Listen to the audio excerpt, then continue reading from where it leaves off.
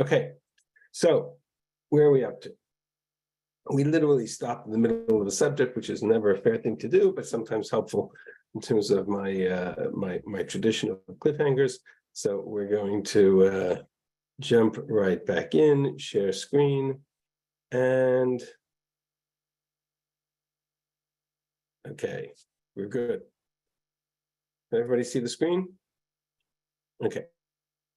This is where we were last week. We were looking at the end of Perek Yud and the beginning of Perek Yud Aleph. Just to kind of a postscript to Moshe and I were discussing briefly at the beginning of this year. We had looked at the beginning of this Perek, which was in the third year of Koresh, when Daniel is responding to something that's going on in the third year of Koresh. Unclear what, but he's certainly responding with great mourning and significance in reference to the 3 weeks, or Shlosha Shavuim Yamim. We had suggested that if Koresh rescinded his edict for the rebuilding of the temple in his third year, which seems to be the case in the book of Ezra, that might be what's causing Daniel's angst. And there is at least one Shita in the Rishonim who sees this position as the source for the 3 weeks. This continuation is a separate prophecy because it's a separate date, meaning on the 24th of the month of Nisan, which is the same month ostensibly, but now as a response, I was on the Har HaGadol. The constant references to rivers in the books of the Second Temple period, Daniel, Ezra, Nehemiah, Chezkel, needs a subject into itself, but there's a great deal of connection between prophecy and water, and an experience of prophecy on the banks of a river or by water. Really a separate conversation, but kind of mark it down as one of those subjects that's worthwhile coming back to at some point and exploring in detail. So that leaves us with the rest of this prophecy. Most of it deals with the prophetic experience, which is harsh and intense, and Daniel sees and his others don't. The friends who are with him don't. We talked about who those friends are. And the real subject of this nevuah comes at the end of the prophet of the chapter, where, and it's really one continuation. We'll see this chapter continues into the next. There's the chapter divisions are meaningless to us, but it really is one long prophecy. This malach says to me in this particular case, I've been sent to you now, but as he spoke to me, and I was trembling, and this is what he said. Daniel, don't be afraid. From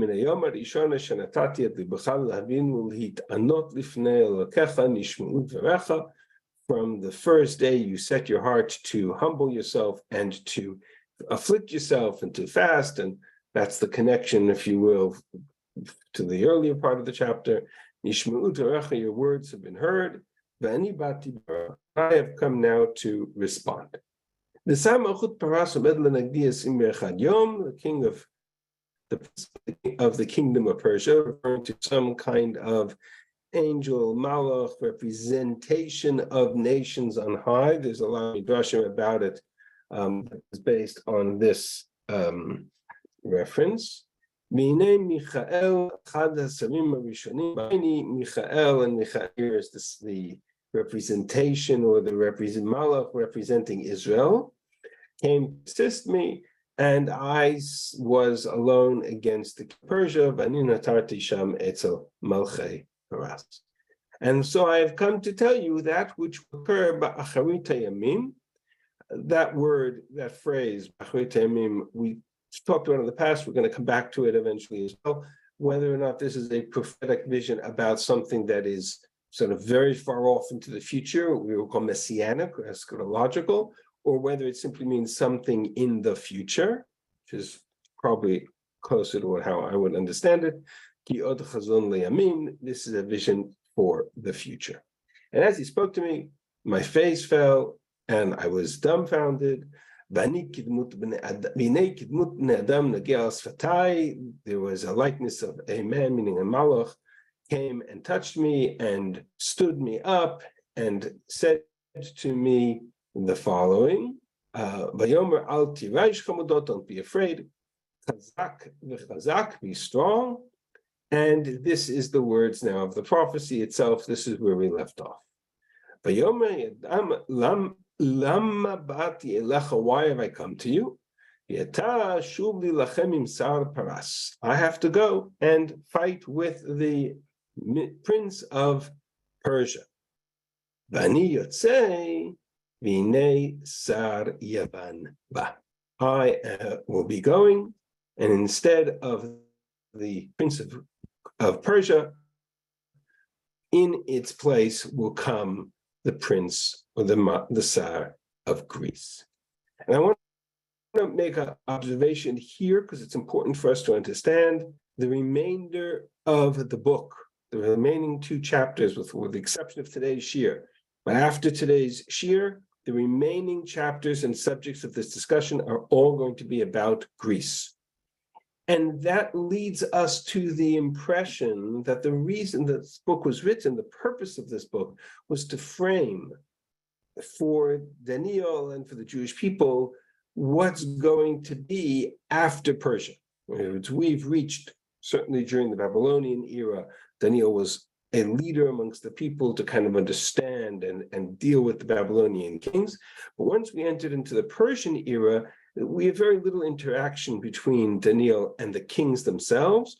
What we have are prophecies about Persia and prophecies about Greece. And what it would seem to be is the message here to Daniel is Sar Paras is finished, and instead you're going to have to deal with Sar Yavan. Who is Yavan? What is Yavan? Stay tuned, that's still to come. Okay, but for today, we still have to deal with this question. I'll tell you what is described in the letter of truth. There's none that stands with me against these things except for your prince Michael.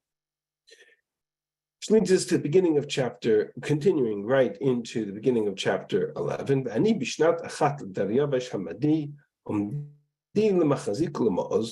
since the first year of Darius, stood as a supporter and stronghold of this Michael, your ministering representative or angel. Here's the key verse.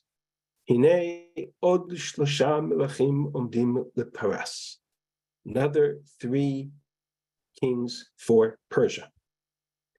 And the 4th, Yashir Osher Gadol, will be wealthy beyond all measure. Mikol, Ashir Osher Gadol Mikol, Ukechezkato be'oshro, in his wealth and in his strength, Ya'ir Hakol et Malchut Yavan. He will stir up the domain of Greece. The rest of this chapter, V'yaman Melech Gibor, the rest of the book, will deal with this Melech Gibor, Alexander the Great, and his aftermath. Not a subject for today. I want to understand this pasuk. Who are the 3 kings, or what is the understanding of this prophecy that, behold, another 3 kings for Persia, and the 4th will stir up the realm of Greece? If we're talking about Alexander the Great as the king of Greece who conquers the world, then we know historically that Alexander the Great kills Darius, who is the last king mentioned in Tanakh of the Persian realm. Now, don't be confused by the facts. The facts are that we have 10 or 11 different Persian kings, and we have the first Cyrus the First and Cyrus the Second, and Darius the First and Darius the Second, Darius the Median, Darius the Persian, and Darius the Third, and Alexander the Great kills Darius the Third. But in Tanakh, there is no distinction between the first, second, and third. It's all one big mishmash. We're going to get to the question of the missing 165 years history, which we're going to touch on its existence in this shir today. So essentially, what I have is a moment between Pasuk Bet and Pasuk Gimel that leads us that connects to 4 Persian kings, right? V'i Ashir Osher Gadol, Od shalosh malachim b'haravi'i, 3 plus 1 is 4. Where you start that 4 is a question we'll see in the Russian. Then Alexander the Great. So where does that put us? How did we understand this sequence? So the classic version here, I want to go back to that, the source page of the post, the link again, if anybody didn't get it. And here the Mefarshim are, again, we're going to do exactly what we've done in the past. We're going to go through what I would call a traditional approach, and then perhaps something a little more academic or contemporary, or an alternative that we'll see why is necessary. But essentially what the Mefarshim struggle with, this is the source page that you have. It's going to come down to here. Rashi on the pasuk Kinei od shlosha malachim, another 3 kings, says, and he quotes the Medrash in Seder Olam Rabbah, that this refers to the 3 Persian kings, Koresh, Achashverosh, and Darius, who's the one who built the temple. What about the 4th? That's only 3 kings. Where's the 4th? So if you remember our discussion about the previous prophecy to the days of Darius ben Achashverosh Hamadi, there was a previous Darius, son of Achashverosh, who was a Median king, from Media. The 4th, counting from Med, meaning from that first Darius, and actually works in the text, because if you go back to the text for a second, he says that I started this struggle with Persia in the first year of Darius Hamadi, and therefore from that point I now count 3 Persian kings, and the 4th who will awaken Greece, Koresh or Cyrus, Achashverosh, followed by Darius or Darius, and purposely not translating Achashverosh into his name, because that's part of our mystery as to who Achashverosh is. So I'm leaving it for now. That, says Rashi, is the, let's call it the classic interpretation. And so Ibn Ezra mentions the name of the Gaon, that there were 4 kings of Persia, Darius, Hamadi, Koresh HaParsi, Achashverosh, and then Darius HaParsi. That leads us to the traditional sequencing that's mentioned in Seder Olam Rabbah. I shared this with you last week. And that leads us to a traditional sequencing of the kings of Persia as they appear in Tanakh: Darius the Mede, Koresh, Achashverosh, and Darius. I shared with you the notion that according to Midrashic approach, if this is the sequence of the Persian kings, it might explain why Darius had a much more positive inclination towards the Jewish people, because if they are in fact descend one after the other, father, son, which is questionable too, but let's assume for the moment, then Achashverosh is married to Esther. Is Esther Darius's mother? Open question. Doesn't work in the chronology, but as I say, don't confuse me with the facts. From a midrashic interpretation, it works well. It's also fits in the context of Perek, the core, the series of the chronology in this discussion is this paragraph in Book of Ezra, chapter 4, in which he lists the conflicts that Israel has under the Persian regime. And there it says that in the days of Koresh, there was this frustrated their purpose and rescinded the temple because of the conflict with the Tzarei Yehuda and Benjamin, the adversaries of Judah and Benjamin, and that remains dormant until the days of Avish. And then the text mentions Achashverosh, there was some kind of uprising against Israel, against the Jews of Yehuda and Yerushalayim in the days of Achashverosh. And then Artaxerxes, who according to this approach is in fact identified with Darius himself, and the rest of that is in Aramaic and goes to the letters that were written until the second year of Darius, who built the temple. Who is this Artaxerxes is a matter of great debate amongst the Mefarshim. Some say he's Koresh, some say he's Darius, some say he's a name of a generic king of Malchus.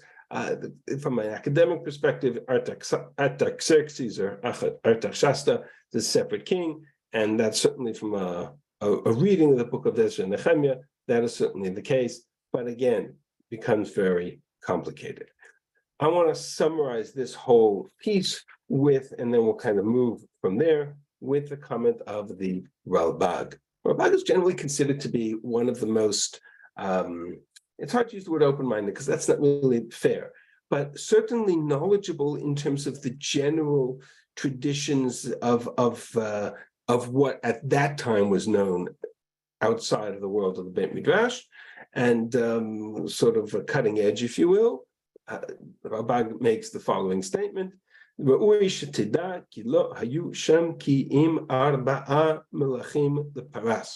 should know that there are only 4 kings of Persia, as we've explained from the Nevuah of Daniel.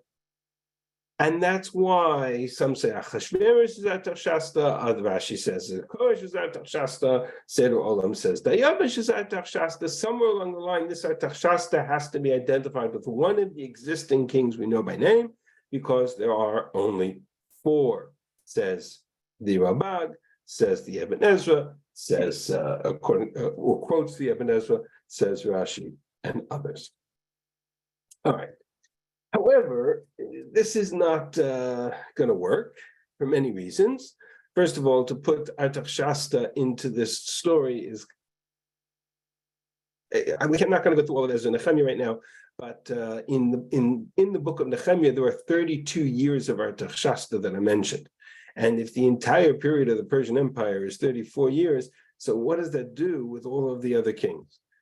So there is a tradition, I will share with you, be honest, there is a tradition that, it's actually Gemara in Rosh Hashanah, that Artaxerxes is Hashem Malchut, is not the name of a king, but the name of a kingdom, like Paro of Egypt. And so the Gemara says that Koresh, Dayavish, Artaxerxes, it's all one mishmash. How to sort out that mishmash is complicated. Some read this literally, that Koresh, Dayavish, Artaxerxes, it's all one king. It doesn't work. It doesn't work in Tanakh. It certainly doesn't work in what we've looked at so far. The Gemara in Magilla clearly identifies them as 3 separate kings: Dayavish, Koresh. But Artaxerxes as the name of a kingdom would at least resolve the textual issue of 32 years of Artaxerxes if there are only 34 years in the kingdom of Persia recognized in Tanakh. Sefer Olam, who has been sort of the source of the main line of traditional thinking in chronology of Tanakh, states very clearly, Kol Shnei Malchei Madayu Paras, the entire period of history of Madayu Paras is only 52 years. And 34 of them are in Bifnei Abayit, right after the temple is rebuilt. So, which leaves 52 minus 34 is, do the math, right? Before the temple is built. So essentially 16, 17, I think 18 years. Essentially, that's the source for this kind of compression, the tradition that all of Persian history is only 52 years, even though sources in a Greek source and Persian sources seem to give it something like 200 and something years. Nonetheless, there is this link, there's this tendency amongst the traditional commentaries to constantly come back to this biblical chronology, and it's based on this medrash in Sefer Olam that there are only 52 years in all for the Persian history from Dayavash Hamadi until the temple is rebuilt and the end story of Artaxerxes. However, all of that is what I would call option A. I want to make this very clear. All of that is option A. I'm going to stop sharing for 1 second and not all of this. We understand the implication that this has for interpretation of other books of Tanakh. In other words, this isn't just a historical question. Are there more Persian kings that we're not aware of? Right? Is there pieces of the story missing in Tanakh? I could easily acknowledge that there are pieces of the story that are missing in Tanakh, because Tanakh's not a history book, it's a religious text of interpretation of history.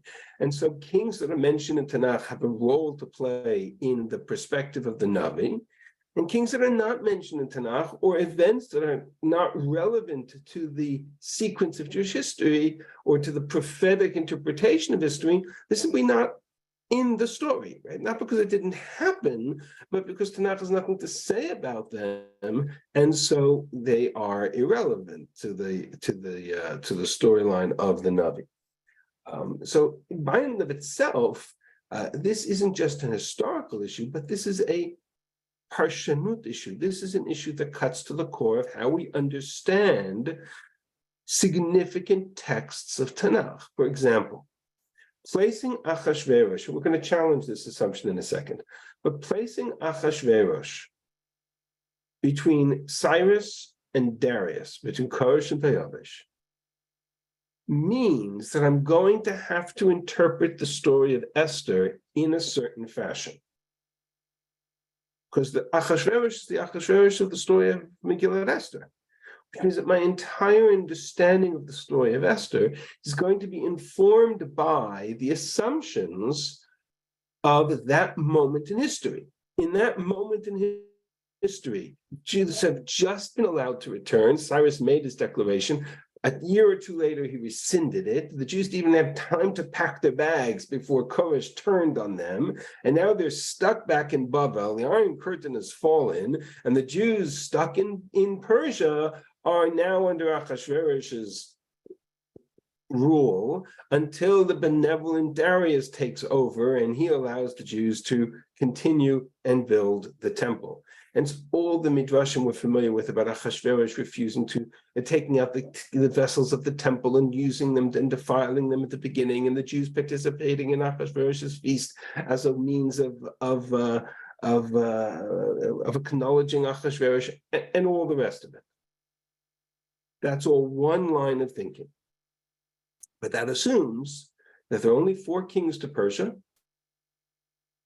Darius the Mede, Cyrus, Achashverosh, Darius the Persian. Historically, that doesn't work, and we know that there are many more kings, and there's much more to Persian history than what I've just described. And let's go back to sharing for a moment. Just to put life in perspective, we know from even our own traditional sources that the Rishonim already had an inkling that there was something amiss here. So, for example, Rashi on Daniel says, after goes through this chronology, he says that in the Sefer of Yosef ben Gurion, also known as Yosifun, it says that Koresh, remember, pre-Achashverosh, right, Koresh the Great, had a son who reigned after him, Lifnei Melech Achashverosh, before Achashverosh ruled. And his name was Bambisa, or in some versions it's Kambisa, otherwise known as Cambyses or Cambyses. Exactly who Cambyses was, unclear, says Rashi. He exists. What do I do with him? Nothing. But Rashi knew he existed. It doesn't impact the chronology of Rashi. It doesn't impact the sequence of Koresh, Achashverosh, Dayavish. It's just sitting. And one version of Rashi has Rashi's understanding that Achashverosh is Cambyses, and this version of Rashi says, okay, there's somebody else in between Koresh and Achashverosh. We don't know. He's not in Tanakh, but he existed. He existed because external sources tell me so.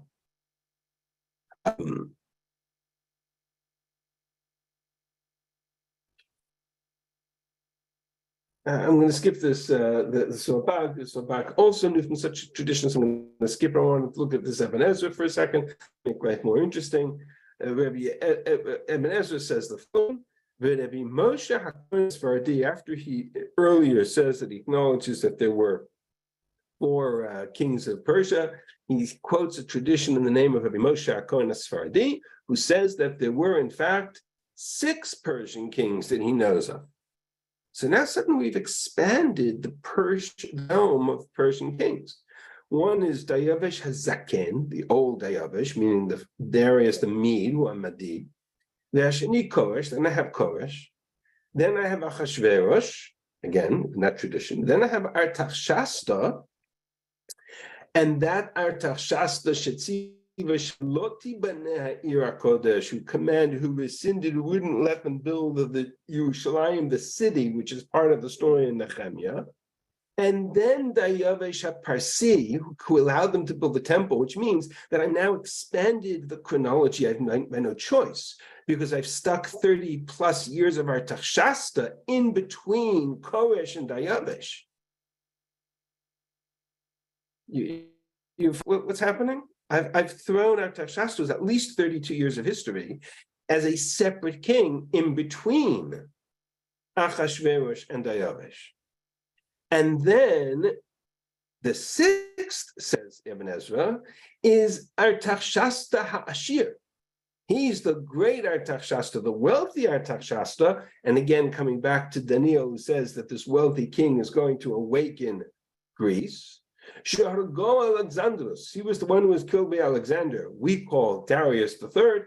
He calls him Artaxerxes. Hu she'ala Ezra gam Nehemiah bi'amav, and now he pushes Ezra and Nehemiah way back into this time period as well, as he will write about later on. And now suddenly I have no choice but to expand the period of time known as Persian history. This gets very complicated. In the book of Ezra, I have a direct reference to chapter 6 to three kings by the name of Koresh, Darius, and Artaxerxes, and that's the traditional sequencing of these kings. Koresh, Darius. Sorry, that's another. Right, that's the basis of the Sefer Ezra. Then Artaxerxes is after Darius. I am in a little bit of a quandary as to what to do. On the one hand, I have all of these traditional sources that place Achashverosh. I'm really most concerned with Achashverosh because of its impact on Megillah Esther, that places Achashverosh in between Koresh and Darius. And then I have all of these others. Rishonim will acknowledge the fact, Rashi, Ibn Ezra, Rabbi, that there were other kings there. So what do I do with these other kings? Okay. Does everybody, just not yet, does everybody understand the complexity of the problem that we've tried to identify before we get to possible solutions? Okay. Just to make life more interesting, because we like to make life interesting, historically, we know more or less the Persian history is not that complicated to reconstruct. There are many sources, and it's the beginning of even if I take the fact that most of our history comes from Greek writing and the history, Herodotus and others, and they conquered Persia. So history written by the conquerors is always going to be colored. Nonetheless, we do have archaeological evidence of Persian kings as well.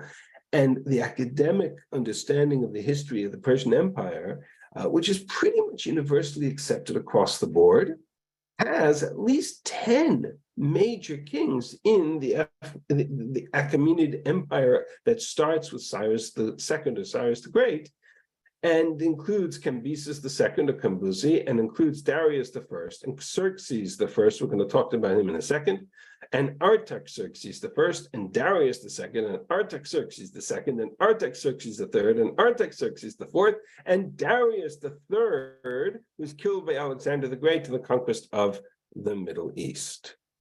So if I add up the numbers associated, this is taken straight off a website, Wikipedia, from which you could take from any website, but more or less, this is the kind of accepted chronology. Here are the accepted dates, number of years they reigned for, the Hebrew names of these kings. It throws the traditional chronology of Jewish history off from the history chronology by 165 years. You can't lose 165 years of history, right? It didn't get lost. So where is it? I gave you on the source page also a little bit of a chart, which which I also picked up off the website, which gives you a picture of the complexities. A couple of extra kings there who reigned for a year or two, and just to show you the tumultuous time period they're dealing with. and then the kingdom comes to an end. So Chazal were correct, the Rishonim were correct, and I think that in saying that Darius fell before Alexander the Great, that's clear, just the wrong Darius. Right? We're talking about Darius the First, and they're talking about Darius the Third, and in between is 165 years of history. And where do I put Esther and Ezra and Nehemiah if I expand the historical time frame by 165 years? That's a long time. So what I will tell you is the following. And I'm going to stop sharing for 1 second. What I'll tell you is the following. Essentially, there are many ways to deal with this issue. If you're really interested in the topic, what I would suggest you do is Google in Wikipedia the phrase, the missing years. Just Google the phrase, the missing years. It's an entry point in Wikipedia, and you'll get 8 or 9 different explanations as to how to resolve the conflict of the missing years, including the suggestion there, which has been suggested, that I think some of you took, of course, with Menachem Leibtag, with whom I had the privilege of discussing this afternoon, because we're both at the Yemei Yom Tanakh here in the Gush.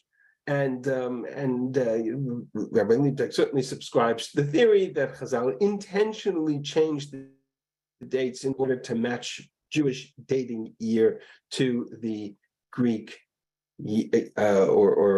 Greek year of what's called the Seleucid calendar or Minyan Shtarot.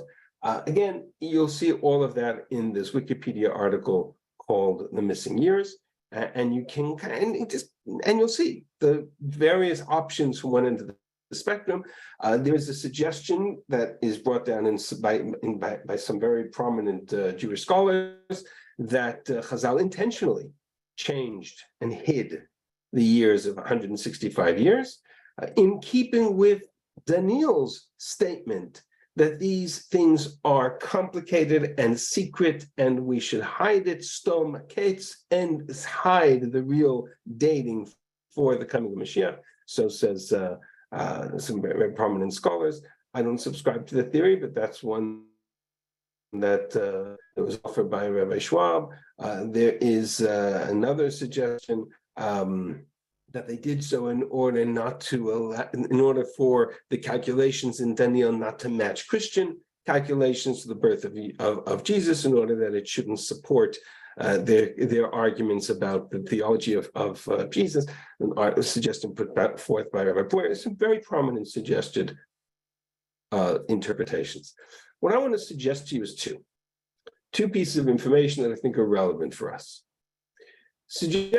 Point number one, and I've alluded to this a few times, is that Tanakh has a reference point of certain events that take place, and it records those events. Those events are all events in which the Navi has something to say. Daniel has a vision in a particular year. Ezra and Nehemiah have a particular role in a particular moment in time. Events that are happening in between historical events are not recorded because Tanakh's not history. History as an objective record. This is a very important observation.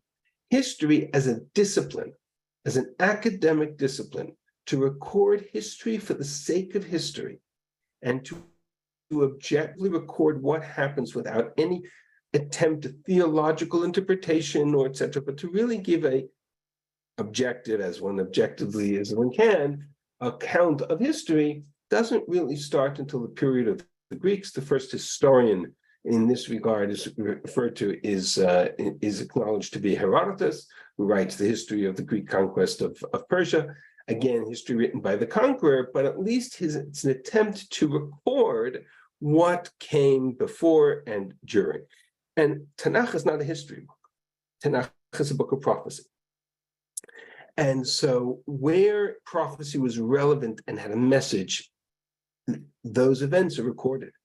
So when Chazal are calculating, when the Medrash Seder Olam Rabbah is calculating years, they're not calculating history, they're calculating the events that are recorded in Tanakh.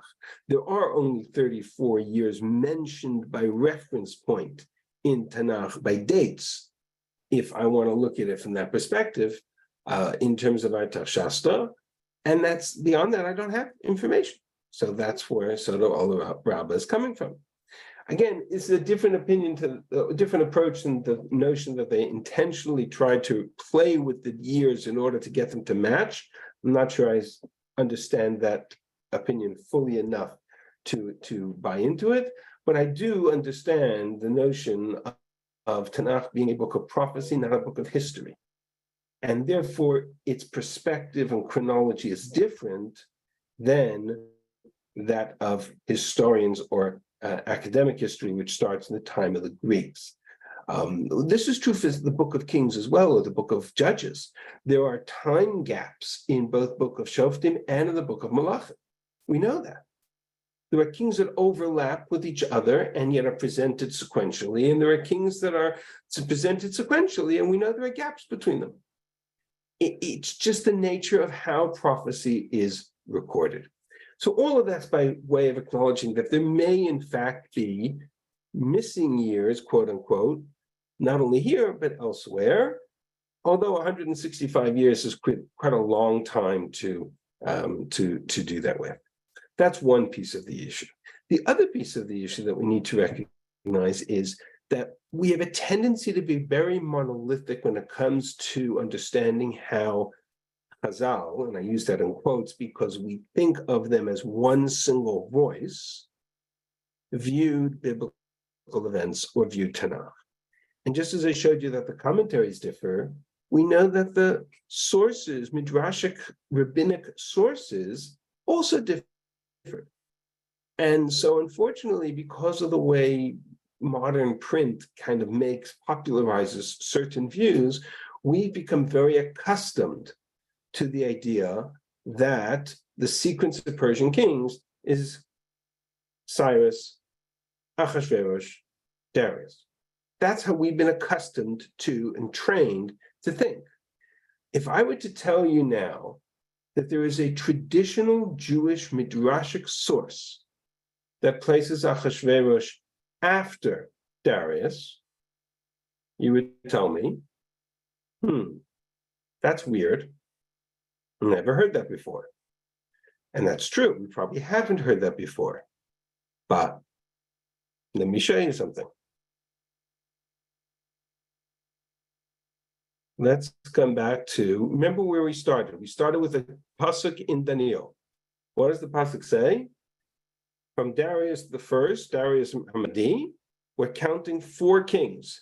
And the 4th king is going to awaken Greece and invoke the wrath of Greece against all of Persia. Agreed? That's the epicenter of this discussion. Yair hakolet machut Yavan. In his wealth and arrogance and power, he will stir up all against the realm of Greece, and then Mad Melech Gibor, Mamshal, and then everybody. There's a universal agreement that Pasuk Gimel is talking about Alexander the Great. Who is this 4th king is the subject of discussion. So let me show you something interesting. Okay, I think we would all agree that Medrash Breshit Rabbah is a traditional source. Agreed? Okay, I'm going to take a couple of heads nodding that we all agree that Medrash Breshit Rabbah is a traditional source. Says the Medrash Rabbah in Bereshit, with regards to the Brit Ben Abitarim, if you remember, we had this Medrash about the 4 kingdoms. Who are the 4 kingdoms back in the Medrash, in the beginning of Daniel? This is Bavel.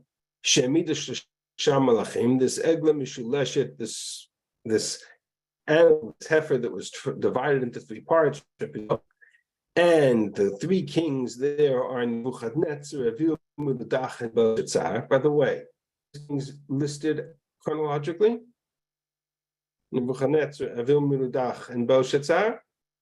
Is that a chronological listing? Yes. And then there's this Ez Mishuleshet, which Medrash says is referring to Madai, which also established 3 kings after Madai, and those 3 kings are, hold your hats, Koresh, Dayavesh, Achashverosh. Koresh, Achashverosh.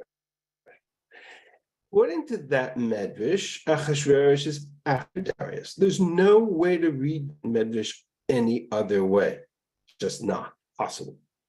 I'll show you another interesting traditional source, and that is Pirkei Rabbi Eliezer. Pirkei Rabbi Eliezer says, with regards to this pasuk, V'haravi'i Yashir Osher Gadol, who is the fourth king who is going to awaken Greece? This, says the Medrash, oh, the wealth of Achashverosh was famous. He was wealthier than all the kings of Persia. The fourth will awaken Greece. What was his great wealth? So we talked about the various wealth of Achashverosh in Megillat Esther. So I have two sources, Pirkei Rabbi Eliezer and Medrash Rabbah, both very traditional sources that place Achashverosh after Darius. Now, number one, we need to understand how that fits this notion of awakening Greece. We'll come to that in a second. But number two, it challenges our identity of Achashverosh. Who is Achashverosh? He can't be between Koresh and Darius anymore because he's now, according to this tradition, post-Darius. Now, understand what that means.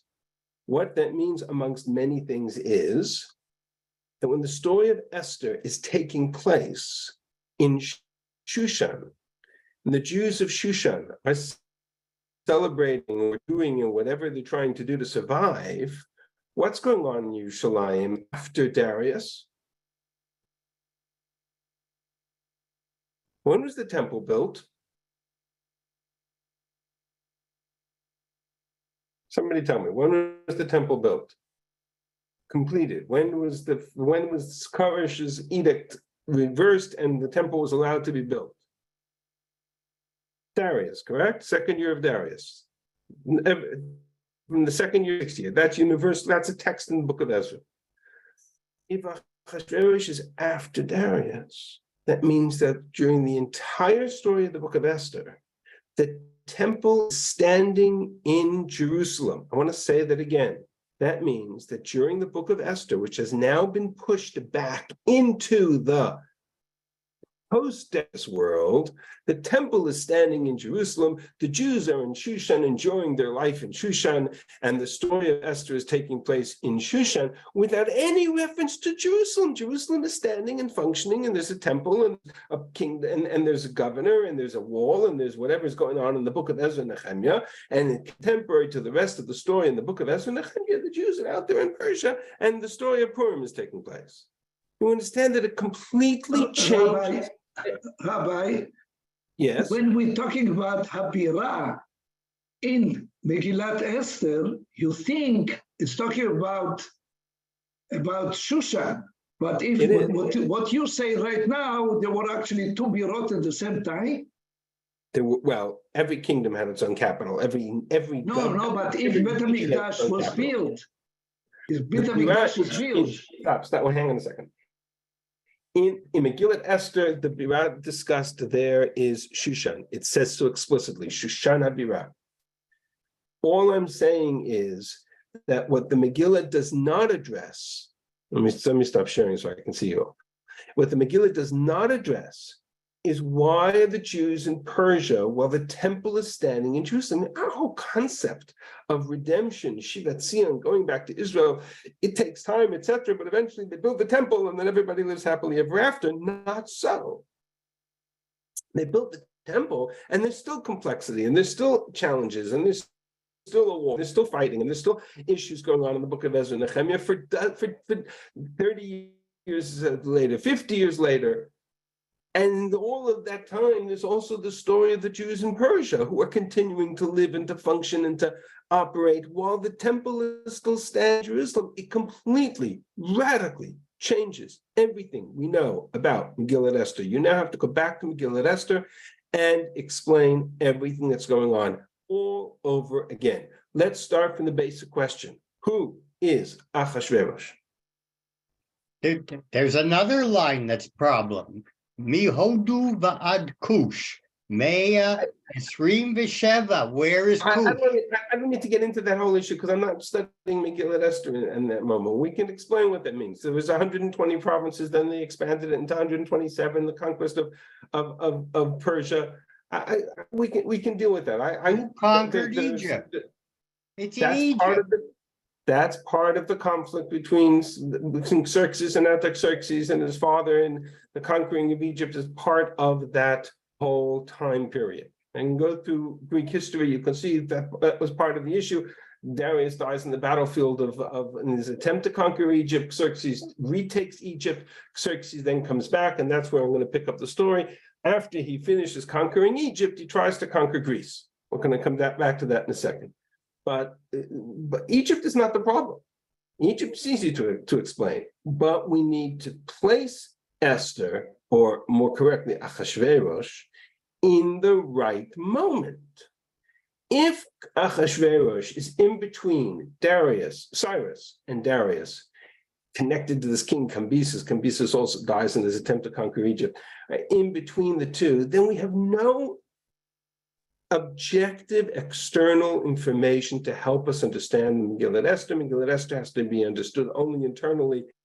It does not match any of the Greek chronology. And so Chazal have this notion, according to the first tradition, that Achashverosh's feast, remember his great 70 days? Who makes a party for 180 days? Really? How much drinking can you do for 180 days? 180 days celebration. What's he celebrating for 180 days? So according to Chazal, he's celebrating the fact that the temple will never be rebuilt. Remember, that's the whole Kelim Shanim. But the temple is already built according to this tradition. So that's not going to work. So I will tell you, and this is a huge debate, where to put Achashverosh. Some suggest that Achashverosh is as late as Artaxerxes. That is the position of many. And Artaxerxes is, to come back to our chronology, again, I'm not going to go into the whole review of Persian history because it's not relevant to us, but Artaxerxes is here, or here, or here, or here. I can put him anywhere, right? Because again, I don't have any historical reference point, but none of that is going to help me understand why he awakens Greece. Remember, the text in Daniel says that the fourth king is going to awaken Greece. If, however, my kings are listed as Darius the First or Darius the Mede, then Cyrus, then Darius the Second, and then, or Darius the First, and then Xerxes, if he's not Artaxerxes here, but Xerxes here, now I have at least the beginning possibility of understanding how the Megillah and Greek history or Persian history connect. Because what we know about Xerxes is that after he's conquering Egypt, and he's successful at conquering Egypt, he then sets his sights on conquering Greece. And it is Xerxes, the Battle of Thermopylae, who actually goes and attempts to conquer Greece and awakens the wrath of Greece. It will take Greece another 130 years until Alexander the Great will come and build up Greece to a point where it's strong enough to conquer the world. But the first Persian king to actually challenge Greece in this regard is Xerxes. So that's the suggestion put forward by the commentary known as the Dat Mikra. I've heard it from many others as well. Interesting observation. Achashverosh in the Megillah is written Aleph, Pet, Shin, Vav, Resh, Vav, Shin. Achashverosh. But there's one place in the Megillah where his name is written Achashrash. That's the way it's written in the Megillah. We pronounce it Achashverosh, but the Ktiv Kri there is Achashrash. Anybody know what Xerxes' Persian name was? Xerxes is his Greek name. Anybody know what the Persian equivalent of Xerxes was? Chashiyash. Artaxshasta is or Artaxerxes. I'm not sure what the Greek of Artaxerxes was, but I do know that the Greek of Xerxes was, or the Persian was Chashiash. So Achashrash and Achashashiash may be etymologically connected. That's possible. What's more important to me from a perspective of understanding the Megillah is if I look at the story of Xerxes and I take it out of Herodotus's history, and I'm looking at the battle of, and I'm looking at the feast of Xerxes, the beginning of his reign. Now I'm jumping to the beginning of Megillah Esther. And just to put that in perspective, let's just go to the first beginning of the book. And the beginning of the days of, again, let's assume for the moment, Xerxes or Chashiash. In those days, the king was sat on the kingdom of 127 provinces from Egypt to India, Mahodaviad Kush. Then he makes this big feast for 180 days. For all, and who's there? Who's at this feast? Chol Sarav, Avadah, Chel Parasumdai, all of his officers, servants, army of Persia and Mede, nobles, and everybody who is there. He makes this feast for 180 days. And when that is all done, of course, you have the story of the next feast with the story of Vashti, and then that goes awry. And so the next thing you know is they are looking for a new king, a new queen to sit on the throne. Okay, let me introduce you to two stories in Herodotus about Xerxes. First of all, Herodotus describes Xerxes as a glutton and a drunkard. So that's more or less fits the description of most Persian kings in Greek writings, but okay, it certainly helps. And then we have the following account. After the subjugation of Egypt, Xerxes, who successfully conquers Egypt because his father died on the battlefield there, Xerxes was about to take in hand the expedition against Athens. And so he summoned a special council composed of the greatest nobles in Persia to learn their opinions and himself to declare his pleasure amongst them. And in this feast, celebration, conference, political conference, military conference, whatever you want to call it, he makes the following declaration.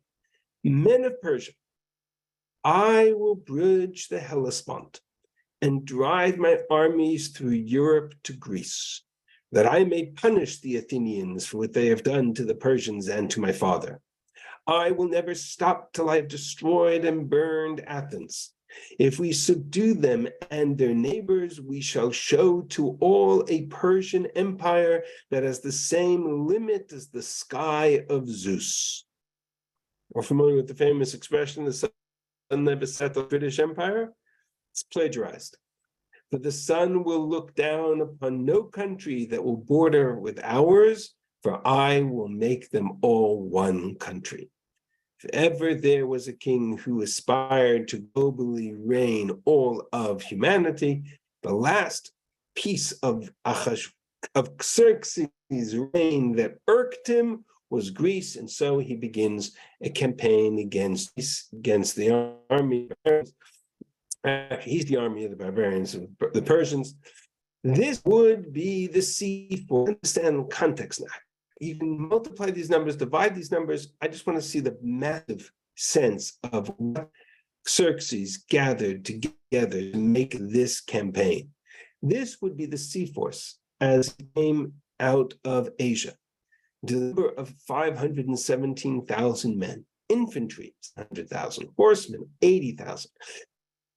To those that had tunnel drivers and the Libyan charioteers and making 20. So you see, if both the Navy and Army together total of 2,300,000 soldiers, then I will add to that, I have listed on these numbers, the armed forces that Xerxes brought to Europe. I think there were from these nations 300,000. The full list of the fighting men comes to 2,600,000. This is simply the fighting force. The service train, right? An army marches on its stomach.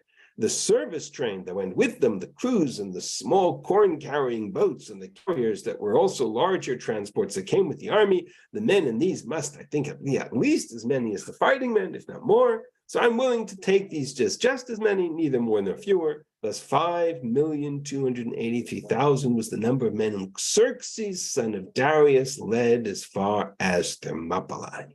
And so on. In other words, what I am suggesting here is that if, as Das Mikra, and I see the Das Mikra itself is on the source page, but I'm not going to go back to that for now.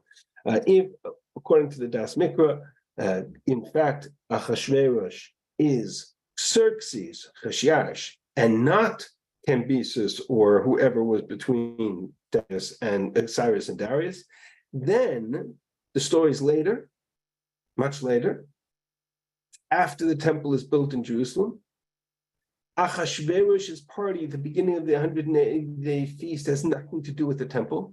It has everything to do with Achashverosh's attempt to globally conquer the world, and the last nation to stand up against Persia at that moment was, of course, Greece.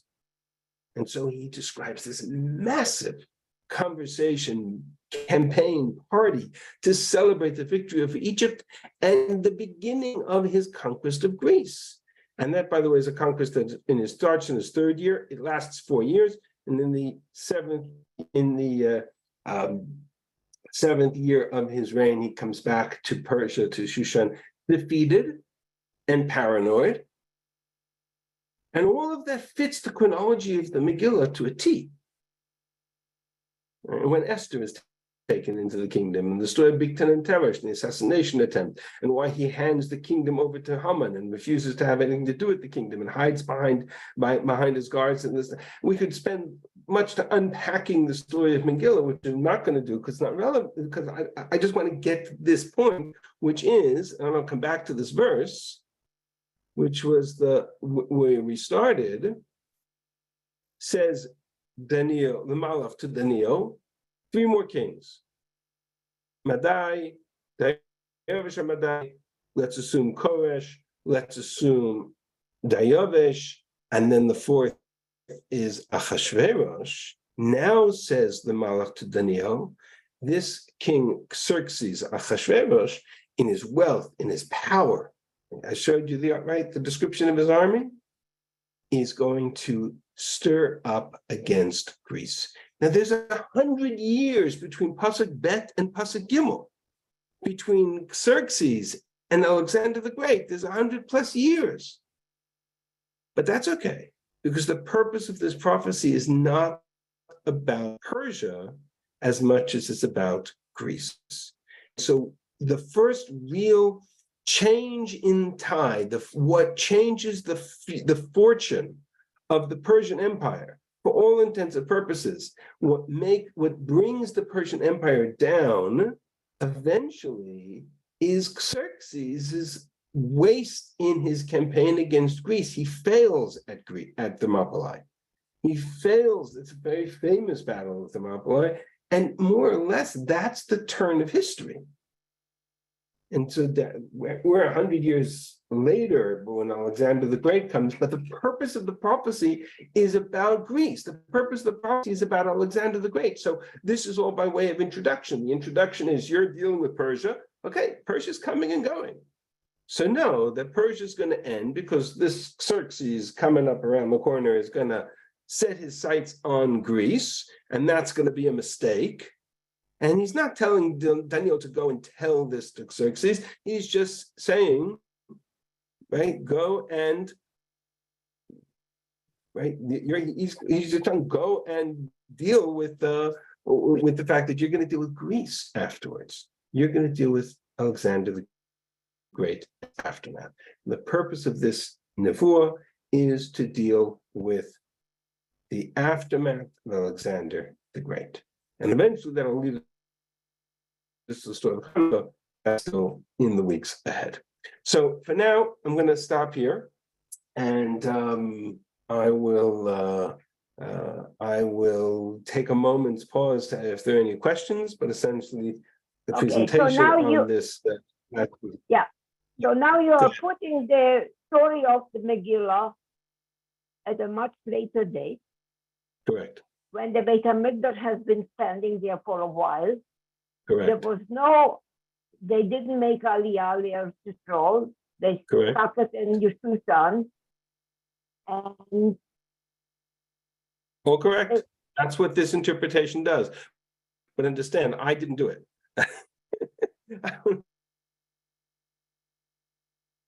I hear you.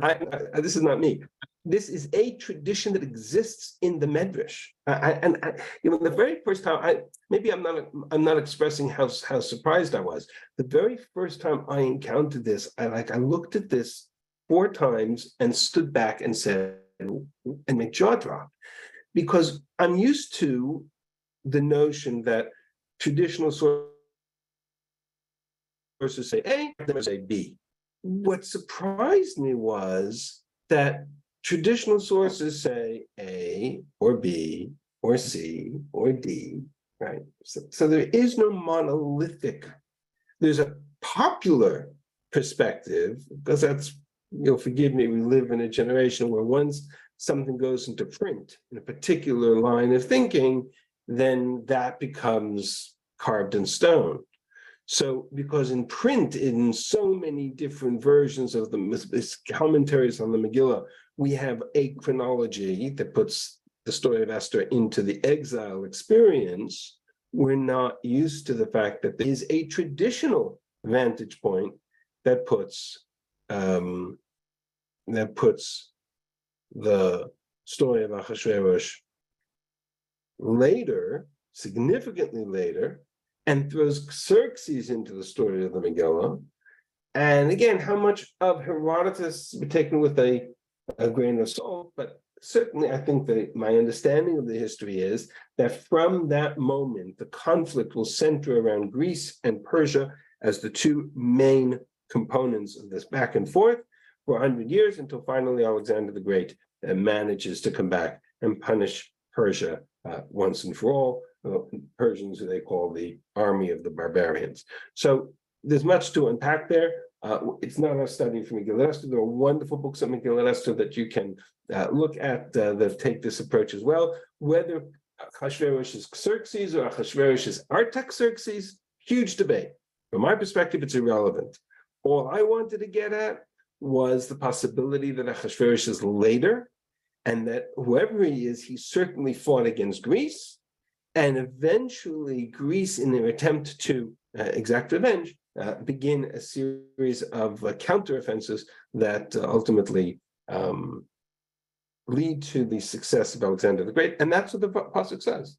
The Pasuk simply says that the 4th king, whoever he is, Ahasuerus, or whoever this 4th king is, will awaken Greece. There's the famous quote after the attack on Pearl Harbor. I don't know if it's apocryphal or true, I have no idea. But there's this famous line that the Japanese commander of the operation after Pearl Harbor said something to the effect of that they regrets having awoken the sleeping tiger. That's the supposed quote. I don't know the actual source for it. But in a certain way, it's always resonated with me that that's the message here, that 100 years before Alexander the Great, what Daniel is being told is that the event going to unfold where you think Persia is in the driver's seat, the Rebbeinu Shalom has his own way of directing the world. And if Persia is in the driver's seat now, these events are going to eventually lead to Persia's eventual demise, and in will come another nation that right now, in the days of Daniel, is a tiny little nothing off the islands and nobody talks about, called Greece, Athens. But they will become the major empire of the world. And you will be dealing with Alexander, the aftermath of Alexander the Great. And that's the rest of the story of Perek Yud. So, or Perek Yud Aleph, I should say. So we will get to that B'ezrat Hashem next week. And for now, I thank you for your time. Thank you for listening. Have a wonderful evening or day. Thank you very much. Chodesh Thank Tov. you. Chodesh Tov. You See you. too. Chodesh Tov. Chodesh Tov. Thank you.